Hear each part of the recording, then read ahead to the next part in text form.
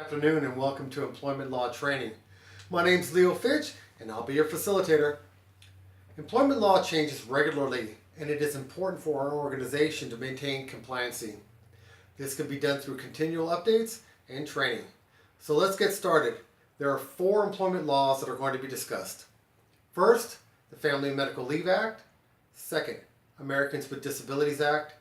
Third, Health Insurance Portability and Accountability Act, called HIPAA, and fourth, payroll, or California wage payroll. First, the Family and Medical Leave Act. The Family and Medical Leave Act was enacted to establish a level of security for employees and their families as it pertains to medical leave that would previously or otherwise have put an employee in jeopardy of being terminated from their profession due to an illness. The Family and Medical Leave Act, or FMLA, provides eligible employees with unpaid, job-protected leave for specific family and medical reasons. There are stipulations regarding employees' eligibility and rights for taking this medical leave. The employee is required to have fulfilled at least 12 months of employment in conjunction to having worked at least 1,250 hours in a 12-month period of time. They need to have worked with an employer that employs at least 50 employees, and an employee is allotted up to 12 weeks of leave in a 12-month period of time. Now, if the employer believes that the employee has abused this right, the employer is not obligated to return the employee back to their duty. Under the law, an employer is generally under no obligation to reinstate an employee if the employer in good faith believes that the employee has abused or fraudulently applied for leave. Employers who violate FMLA will suffer the consequences of litigation. There are at least 2 forms of violation. One would be discouraging and 2 would be punishing. Discouraging an employee from taking leave or punishing those who take leave can constitute 2 legal claims. One would be considered interfering with FMLA and the second would be called retaliation. Let's move on to Americans with Disabilities Act. The Americans with Disability Act was made into law in 1990. We'll refer to this as the ADA after this point.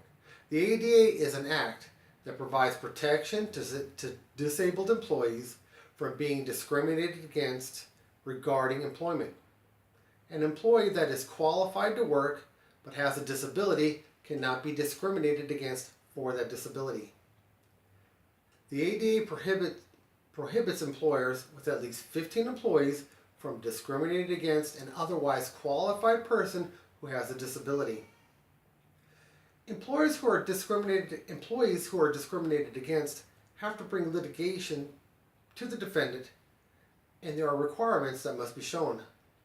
Someone who files an action against an employer using the ADA must demonstrate 1, that they have a disability according to the law, and 2, that otherwise they are qualified, and 3, that they had suffered from discrimination due to their disability.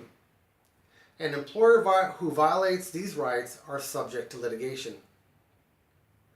The third law we want to discuss is Health Insurance Portability and Accountability Act, called HIPAA. Today's business world must stay in compliance with HIPAA. This is not dependent on a business being a healthcare facility or a small business or small business owners. But if your facility offers health insurance, then it is their responsibility to keep this information confidential and safe. One of the greatest frustrations of our computer age today is not only our business, but our personal lives, is how vulnerable we've become to hackers, pinching scams, and other attempts to get our online financial information and personal information. Even if a firm does its reasonable diligence in safeguarding the information, but a breach occurs, the firm can still be held accountable. When the breach is a result of reasonable cause and not due to willful negligence, the fine can be $1,000 to $50,000 for each violation and up to a maximum of $1.5 million in this violation. Finally, let's talk about California wage payment law. There are many regulations regarding a firm's ability to maintain their compliance according to California wage payment law. Under the law, the employer must provide an employee with a paycheck stub. Oversight is a violation. Under most states' wage payment laws, each failure to provide a paycheck stub to an employee counts as a separate violation. The firm could be fined $250 for each violation. In one case, the firm was audited and fined. After an audit, the state labor department treated each failure to provide a pay stub as a separate violation. The result was 288 violations and a total of $72,000 in civil penalties.